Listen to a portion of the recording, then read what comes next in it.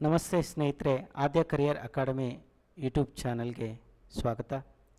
So ಇವತ್ತು ಸ್ನೇಹಿತರೆ ನಾವು ಕಲಂ 292ರಿಂದ ನಾವು ಮಾತನಾಡ್ತಾ ಹೋಗೋಣ. ಸ್ನೇಹಿತರೆ, ಕಲಂ 292ರಿಂದ ನಾವು ಮಾತನಾಡ್ತಾ ಹೋಗೋಣ.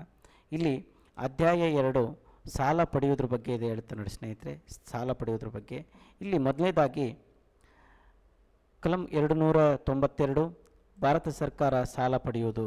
ಭಾರತ ಸರ್ಕಾರ ಬೇರೆ ರಾಜ್ಯ ಸರ್ಕಾರದಿಂದನೋ ಅಥವಾ ಅಂತಾರಾಷ್ಟ್ರೀಯ ಮಟ್ಟದಲ್ಲಿ ಸಾಲವನ್ನು ಪಡೆಯಬೇಕಾದ್ರೆ ಕಲಂ 292ರ ಅಧ್ಯಯನವನ್ನು ಮಾಡಬೇಕಾಗುತ್ತೆ.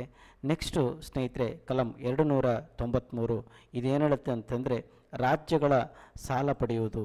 ರಾಜ್ಯಗಳು ಸಾಲವನ್ನು ಪಡೆಯುವುದು ನೆರೆ ರಾಜ್ಯಗಳಿಂದ ಅಥವಾ ಕೇಂದ್ರ ಸರ್ಕಾರದಿಂದ ಸಾಲವನ್ನು ಪಡಿಬೇಕು ಅಂಥೇಳಿ ಇದು ಹೇಳುತ್ತೆ ನೋಡಿ ಸ್ನೇಹಿತರೆ. ನೆಕ್ಸ್ಟು ಕಲಂ 294 ಏನು ಹೇಳುತ್ತೆ ಅಂದರೆ ಕೆಲವು ಸಂದರ್ಭಗಳಲ್ಲಿ ಸ್ವತ್ತು, ಆಸ್ತಿ, ಹಕ್ಕು, ಹೊಣೆಗಾರಿಕೆ ಮತ್ತು ಬಾಧ್ಯತೆ ಇವುಗಳಿಗೆ ಸಂಬಂಧಪಟ್ಟಂಥ ಉತ್ತರಾಧಿಕಾರದ ಬಗ್ಗೆ ಇದು ಹೇಳುತ್ತೆ ನೋಡಿ ಸ್ನೇಹಿತರೆ. ಅಂದರೆ ನಮ್ಮ ಆಸ್ತಿ ಪಾಸ್ತಿಗಳಾಗಿರ್ಬೋದು, ನಮ್ಮ ರೆಸ್ಪಾನ್ಸಿಬಿಲಿಟಿ ಏನು, ಹಕ್ಕುಗಳೇನು, ಇಂಥವುಗಳೆಲ್ಲ ಒಂದು ಇನ್ಫಾರ್ಮೇಷನ್ನ ಹೇಳುತ್ತೆ. ಕಲಂ 295 ಸೇಮ್ ಕಾನ್ಸೆಪ್ಟನ್ನು ಹೇಳುತ್ತೆ. ಇಲ್ಲಿ ಕೆಲವು ಅಂತಿದೆ, ಕೆಲವನ್ನು ಬಿಟ್ಟು ಇತರ ಸಂದರ್ಭಗಳಲ್ಲಿ ಸ್ವತ್ತು, ಆಸ್ತಿ, ಹಕ್ಕು ಮತ್ತು ಹೊಣೆಗಾರಿಕೆ, ಬಾಧ್ಯತೆಗಳಿಗೆ ಇವುಗಳಿಗೆ ಸಂಬಂಧಪಟ್ಟಂಥ ಉತ್ತರಾಧಿಕಾರದ ಬಗ್ಗೆ ಕಲಂ 295 ನಿಮಗೆ ಹೇಳುತ್ತೆ ಸ್ನೇಹಿತರೆ. ನೆಕ್ಸ್ಟು ಕಲಂ 296 ಏನು ಹೇಳುತ್ತೆ ಅಂತಂದರೆ ರಾಜಗಾಮಿತ್ವ ಅಥವಾ ರದ್ದತಿ ಅಥವಾ ಸ್ವಾಮಿತ್ವ ಇವುಗಳಿಂದ ಒದಗಿ ಬರುವಂಥ ಸ್ವತ್ತು. ಅಂದರೆ ನೋಡಿ ಸ್ನೇಹಿತರೆ, ನಮ್ಮ ಒಂದು ಕಾನ್ಸ್ಟಿಟ್ಯೂಷನಲ್ಲಿ ಏನಾಗಿದೆ ಅಂತಂದರೆ ರಾಜ್ಯ ಮನೆತನಗಳಿಂದ ಬಂದಿರುವಂಥ ಕೆಲವೊಂದು ಸ್ವತ್ತಾಗಿರ್ಬೋದು ಮತ್ತು ಕೆಲವೊಂದು ಸ್ವಾಮಿತ್ವ ಆಗಿರ್ಬೋದು, ಆಸ್ತಿಗಳ ಸ್ವಾಮಿತ್ವ ಆಗಿರ್ಬೋದು. ಇವುಗಳನ್ನು ಸಂಬಂಧಪಟ್ಟಂಥ ಇನ್ಫಾರ್ಮೇಷನ್ನ ನಿಮಗೆ ಕಲಂ 296 ಹೇಳುತ್ತೆ ನೋಡಿ ಸ್ನೇಹಿತರೆ. ನೆಕ್ಸ್ಟು ಕಲಂ 297 ಏನು ಹೇಳುತ್ತೆ ಅಂದರೆ ರಾಜ್ಯ ಕ್ಷೇತ್ರೀಯ ಸಮುದ್ರಗಳಲ್ಲಿನ ಅಥವಾ ಕಾಂಟಿನೆಂಟಲ್ಗಳಲ್ಲಿನ ಬೆಲೆ ಬಾಳುವ ವಸ್ತುಗಳು ಮತ್ತು ಅನನ್ಯ ಆರ್ಥಿಕ ವಲಯದ ಸಂಪನ್ಮೂಲಗಳು ಒಕ್ಕೂಟಗಳಲ್ಲಿ ನಿಯತವಾಗಿರತಕ್ಕದ್ದು. ಅಂದರೆ ಇಲ್ಲಿ ನೋಡಿ ಆಲ್ರೆಡಿ ನಮ್ಮಲ್ಲಿ ಕೆಲವೊಂದು ಆರ್ಥಿಕ ವಲಯ ಅಂತ ಹೇಳಿ ಇದೆ. ಅಂದರೆ ಸಂಪನ್ಮೂಲಗಳನ್ನು ಒಟ್ಟುಗೂಡಿಸಿ ಒಂದು ಒಕ್ಕೂಟವನ್ನು ಮಾಡಿರ್ತಾರೆ. ಅದರಲ್ಲಿ ನೀವು ರಾಜ್ಯ ಕ್ಷೇತ್ರೀಯ ಸಮುದ್ರದಲ್ಲಿರುವಂಥ ಮತ್ತು ಕಾಂಟಿನೆಂಟ್ಗಳಲ್ಲಿ ಕೆಲವೊಂದು ಬೆಲೆ ಬಾಳುವಂಥ ವಸ್ತುಗಳು ಸಿಗ್ತಾವಲ್ಲ, ಈ ಒಂದು ಸಂಪನ್ಮೂಲಗಳ ಒಕ್ಕೂಟಗಳಲ್ಲಿ ಸೇರಿಸ್ರಿ ಅಂಥೇಳಿ ಕಲಂ 297 ನಿಮಗೆ ಹೇಳುತ್ತೆ. ನೆಕ್ಸ್ಟು ಕಲಂ 298 ಇದೇನು ಹೇಳುತ್ತೆ ಅಂದರೆ ವ್ಯಾಪಾರ ಮುಂತಾದವುಗಳ ನಡೆಸಲು ಅಧಿಕಾರ. ಅಂದರೆ ನೀವು ಬಿಸ್ನೆಸ್ ಮಾಡಬೇಕಾದ್ರೆ ಅದಕ್ಕೆ ನಿಮಗೆ ಒಂದು ಅಧಿಕಾರ ಇದೆ ಅಂಥೇಳಿ 298 ಹೇಳುತ್ತೆ. ನೆಕ್ಸ್ಟು 299 ನಿಮ್ಗೆ ಏನು ಹೇಳುತ್ತೆ ಅಂದರೆ ಇದು ಕರಾರುಗಳ ಬಗ್ಗೆ ಹೇಳುತ್ತೆ ನೋಡಿ, ಕಾಂಟ್ರಾಕ್ಟ್ಸ್ಗಳ ಬಗ್ಗೆ ಇದು ಹೇಳುತ್ತೆ.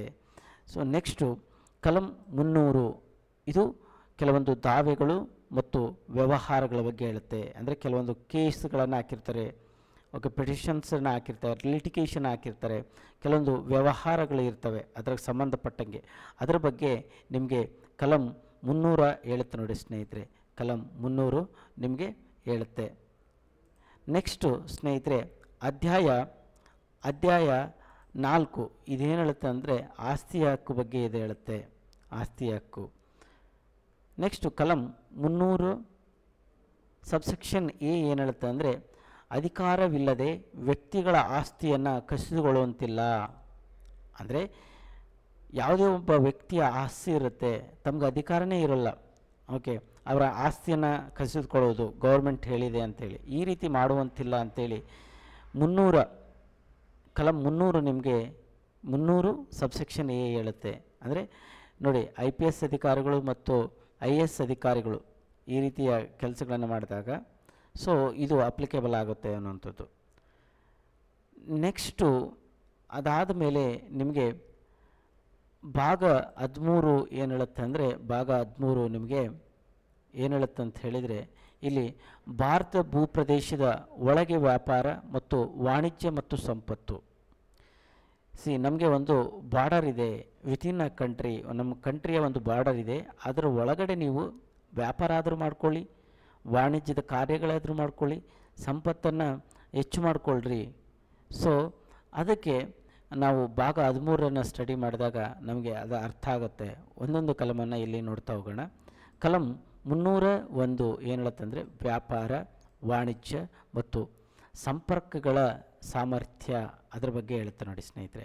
ನಾವು ಯಾವ ರೀತಿ ವ್ಯಾಪಾರವನ್ನು ಮಾಡಬೇಕು, ವಾಣಿಜ್ಯವನ್ನು ಮಾಡಬೇಕು. ನಾವು ಕೆಲವೊಂದು ವಾಣಿಜ್ಯ ಬೆಳೆಗಳನ್ನು ಬೆಳೆದು ಮಾರ್ಕೆಟಿಗೆ ತೆಗೆದುಕೊಂಡು ಹೋಗಿ ಅಲ್ಲಿ ನಾವು ಏನು ಮಾರಾಟ ಮಾಡ್ತೀವಲ್ವ, ಸೊ ಇದ್ರ ಬಗ್ಗೆ ಕಲಂ 301 ಹೇಳುತ್ತೆ. ಅದೇ ರೀತಿ ಸಂಪರ್ಕಗಳ ಸಾಮರ್ಥ್ಯ, ಕೆಲವೊಂದು ಟ್ರಾನ್ಸ್ಪೋರ್ಟೇಷನ್, ಸೊ ಒಂದು ಪ್ರದೇಶದಿಂದ ಇನ್ನೊಂದು ಪ್ರದೇಶಕ್ಕೆ ದವಸ ಧಾನ್ಯಗಳನ್ನು ಆಗಿರ್ಬೋದು ಅಥವಾ ಮನುಷ್ಯರನ್ನು ನಾವೇನು ಕರೆದುಕೊಂಡು ಹೋಗ್ತೀವಲ್ಲ ಅದರಿಂದ ಬರುವಂಥ ಕೆಲವೊಂದು ಇನ್ಕಮ್, ಅದರ ಆಧಾರದ ಮೇಲೆ ಆ ಒಂದು ಡಿಟೇಲ್ ಇನ್ಫಾರ್ಮೇಷನನ್ನು ಕಲಂ 301 ನಿಮಗೆ ಕೊಡುತ್ತೆ. ಕಲಂ 302 ಇದು ಕೂಡ ನೋಡಿ, ವ್ಯಾಪಾರ, ವಾಣಿಜ್ಯ ಮತ್ತು ವ್ಯವಹಾರಗಳ ಮೇಲೆ ನಿರ್ಬಂಧ ವಿಧಿಸುವ ಸಂಸತ್ತಿನ ಅಧಿಕಾರ. ಇಲ್ಲಿ ನೋಡಿ, ಸಂಸತ್ತಿಗೆ ಎಷ್ಟು ಪವರ್ಫುಲ್ ಇದೆ ಅಂತಂದರೆ ಎಲ್ಲ ಕ್ಷೇತ್ರದಲ್ಲೂ ಕೂಡ ಇದು ಹಸ್ತಕ್ಷೇಪವನ್ನು ಮಾಡುತ್ತೆ ನೋಡಿ. ಅಂದರೆ ಎಲ್ಲ ಕ್ಷೇತ್ರವನ್ನು ನಿರ್ಬಂಧವನ್ನು ಮಾಡುವಂಥ ಸಾಮರ್ಥ್ಯ ಸಂಸತ್ತಿಗಿರುತ್ತೆ. ಓಕೆ, ಸೊ ಇಲ್ಲಿ ಕೂಡ ಹಂಗೆ ವಾಣಿಜ್ಯ, ವ್ಯಾಪಾರ ಮತ್ತು ವ್ಯವಹಾರಗಳ ಮೇಲೆ ನಿಯಂತ್ರಿಸುವ ಅಂತ ಒಂದು ನಿರ್ಬಂಧ ಇವರಿಗೆ, ಯಾರಿಗೆ, ಸಂಸತ್ತಿಗೆ ಇರುತ್ತೆ ಅನ್ನೋಂಥದ್ದು. ಕಲಂ 303 ಇದು ಕೂಡ ನೋಡಿ, ವ್ಯಾಪಾರ ವಾಣಿಜ್ಯಗಳಿಗೆ ಸಂಬಂಧಿಸಿದಂಥ ಕೇಂದ್ರ ಮತ್ತು ರಾಜ್ಯ ಶಾಸನದ ಮೇಲಿನ ನಿರ್ಬಂಧ. ಕೇಂದ್ರ ಮತ್ತು ರಾಜ್ಯ ಶಾಸನಗಳನ್ನು ಮಾಡಿ ಅವುಗಳ ಮೇಲೆ ನಿರ್ಬಂಧ ಇರುವಂಥ ಒಂದು ಅಧಿಕಾರ ಕೇಂದ್ರಕ್ಕೂ ಮತ್ತು ರಾಜ್ಯಗಳಿಗೆ ಇರುತ್ತೆ ಅನ್ನುವಂಥದ್ದು. ಅದಾದ ಮೇಲೆ ಕಲಂ 304 ಇದೇನು ಹೇಳುತ್ತೆ ಅಂತಂದರೆ ರಾಜ್ಯಗಳ ನಡುವಿನ ವ್ಯಾಪಾರ, ವಾಣಿಜ್ಯ ಮತ್ತು ಸಂಪರ್ಕಗಳ ಮೇಲೆ ನಿರ್ಬಂಧ. ಅಂದರೆ ರಾಜ್ಯಗಳ ನಡುವೆ ಕೆಲವೊಂದು ವ್ಯಾಪಾರ ಆಗ್ತಿರುತ್ತೆ, ವಾಣಿಜ್ಯ ವ್ಯವಹಾರಗಳು ನಡೀತಿರ್ತವೆ ಮತ್ತು ಟ್ರಾನ್ಸ್ಪೋರ್ಟೇಷನ್ ಆಗ್ತಿರುತ್ತೆ. ಇದ್ರ ಮೇಲೆ ನಿರ್ಬಂಧವನ್ನು ಹೇರಬೇಕು ಅಂಥೇಳಿ ನಿಮಗೆ ಕಲಂ 304 ಹೇಳುತ್ತೆ ಸ್ನೇಹಿತರೆ. ನೆಕ್ಸ್ಟು ಕಲಂ 305 ಇದು ಅಸ್ತಿತ್ವದಲ್ಲಿರುವಂಥ ಕಾನೂನುಗಳು ಮತ್ತು ರಾಜ್ಯದ ಏಕಸ್ವಾಮ್ಯದ ಬಗ್ಗೆ ಉಪಬಂಧಿಸುವ ಕಾನೂನು ಉಳಿಸುವಿಕೆ. ನೋಡಿ, ಇಲ್ಲಿ ಪರ್ಟಿಕ್ಯುಲರ್ ಆಗಿ ಕಲಂ 305 ಏನು ಹೇಳುತ್ತೆ ಅಂತ ಹೇಳಿದರೆ, ಇಲ್ಲಿ ರಾಜ್ಯದ ಏಕಸ್ವಾಮಿತ್ವ ಅಂತ ಹೇಳಿ ಕರಿತೇವೆ. ಅಂದರೆ ಮೊನೋಪೊಲಿ, ಅಂದರೆ ಒಬ್ಬರಲ್ಲಿ ಒಂದು ಅಧಿಕಾರ ಇರುವಂಥದ್ದು. ಈ ರೀತಿ ಇರುವಂಥ ಅಧಿಕಾರ ಕೆಲವೊಂದು ಬಿಸ್ನೆಸ್ ಮೇಲೆ, ವಾಣಿಜ್ಯದ ಮೇಲೆ ಏಕಸಾಮರ್ಥ್ಯವನ್ನು ಹೊಂದಿರ್ತಾರೆ. ಸೊ ಅದ್ರ ಬಗ್ಗೆ ನಿಮ್ಗೆ ಏನಾದರೂ ಇನ್ಫಾರ್ಮೇಷನ್ ಬೇಕು ಅಂದರೆ 305 ನಾವು ಅಧ್ಯಯನವನ್ನು ಮಾಡಬೇಕಾಗುತ್ತೆ. ನೆಕ್ಸ್ಟ್ ನೋಡಿ ಸ್ನೇಹಿತರೆ, 306 ಇದನ್ನು ರದ್ದುಪಡಿಸಲಾಗಿದೆ, 306 ರದ್ದುಪಡಿಸಲಾಗಿದೆ. ನೆಕ್ಸ್ಟು 307 ಇದೇನು ಹೇಳುತ್ತೆ ಅಂದರೆ 307 301 ಮತ್ತು 304ನೇ ವಿಧಿಗಳಲ್ಲಿ ನಿರ್ದಿಷ್ಟಪಡಿಸಲಾಗಿರುವಂಥ ಉದ್ದೇಶಗಳನ್ನು ಪೂರೈಸಲು ಒಂದು ಪ್ರಾಧಿಕಾರವನ್ನು ನೇಮಕ ಮಾಡಬೇಕು. ಆಲ್ರೆಡಿ ನಾವು ನೋಡಿದ್ವಿ 301 ಮತ್ತು 304 304 ವಿಧಿಗಳಲ್ಲಿ ನಿರ್ದಿಷ್ಟ ಏನು ಪಡಿಸಿದ್ದಾರೆ ಅಲ್ವಾ, ಏನೇನು ಪಡಿಸಿದ್ದಾರೆ ಅವರದ್ದು ವಾಣಿಜ್ಯ, ವ್ಯಾಪಾರ ಅವುಗಳ ಬಗ್ಗೆ ಅದರ ಉದ್ದೇಶವನ್ನು ಪೂರೈಸುವ ಸಲುವಾಗಿ ಒಂದು ಪ್ರಾಧಿಕಾರವನ್ನು ನೇಮಕ ಮಾಡಬೇಕು ಅಂಥೇಳಿ 307 ನಿಮಗೆ ಹೇಳುತ್ತೆ ಸ್ನೇಹಿತರೆ. 307 ನಿಮಗೆ ಹೇಳುತ್ತೆ. ನೆಕ್ಸ್ಟು ನೋಡಿ ಸ್ನೇಹಿತರೆ, ಇಲ್ಲಿ ಭಾಗ 14 ಏನು ಹೇಳುತ್ತೆ ಅಂತ ಹೇಳಿದರೆ, ಇದು ಒಕ್ಕೂಟ ಮತ್ತು ರಾಜ್ಯಗಳ ಅಧೀನದಲ್ಲಿನ ಸೇವೆಗಳ ಬಗ್ಗೆ ಇದು ಹೇಳುತ್ತೆ. ಒಕ್ಕೂಟ ಮತ್ತು ರಾಜ್ಯಗಳ ಅಧೀನದಲ್ಲಿನ ಸೇವೆಗಳ ಬಗ್ಗೆ ಹೇಳುತ್ತೆ. ಮೊದಲನೇದಾಗಿ ನೋಡಿ, ಅಧ್ಯಾಯ 1 ಇಲ್ಲಿ ಏನು ಹೇಳುತ್ತೆ ಅಂದರೆ ಕಲಂ 108 ಅಂದರೆ ಒಕ್ಕೂಟಗಳ ಬಗ್ಗೆ, ರಾಜ್ಯಗಳ ಬಗ್ಗೆ ಇದೇನು ಅರ್ಥ ವಿವರಣೆಯನ್ನು ನೀಡುತ್ತೆ. ನೆಕ್ಸ್ಟು ಕಲಂ 309 ಇದು ಕೇಂದ್ರ ಒಂದು ರಾಜ್ಯದ ನಾಗರಿಕ ಸೇವಾ ಆ ವರ್ಗದ ನೇಮಕಾತಿ ಮತ್ತು ನಿಯಮಗಳ ಬಗ್ಗೆ ಹೇಳುತ್ತೆ.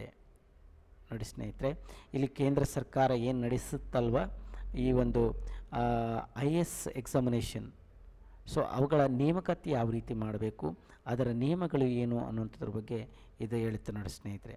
ನೆಕ್ಸ್ಟು ಕಲಂ 310 ಅವರ ಸೇವಾ ಅವಧಿ, ಯಾರ ಸೇವಾ ಅವಧಿ, IPS ಮತ್ತು IAS ಅಧಿಕಾರಿಗಳ ಸೇವಾ ಅವಧಿ ಎಷ್ಟಿರಬೇಕು, ನಾಗರಿಕ ಸೇವೆಗಳ ಅಧಿಕಾರ ಅವಧಿ ಎಷ್ಟಿರಬೇಕು ಅಂಥೇಳಿ 310 ನಿಮಗೆ ಹೇಳುತ್ತೆ ಸ್ನೇಹಿತರೆ.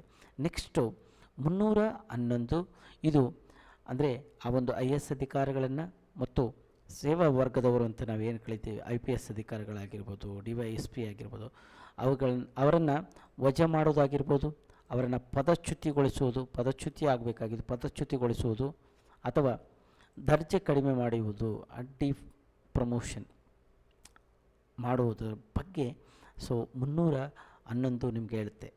ನೆಕ್ಸ್ಟು ಸ್ನೇಹಿತರೆ 312 ಕಲಂ 312 ಅಖಿಲ ಭಾರತ ಸೇವೆಗಳು.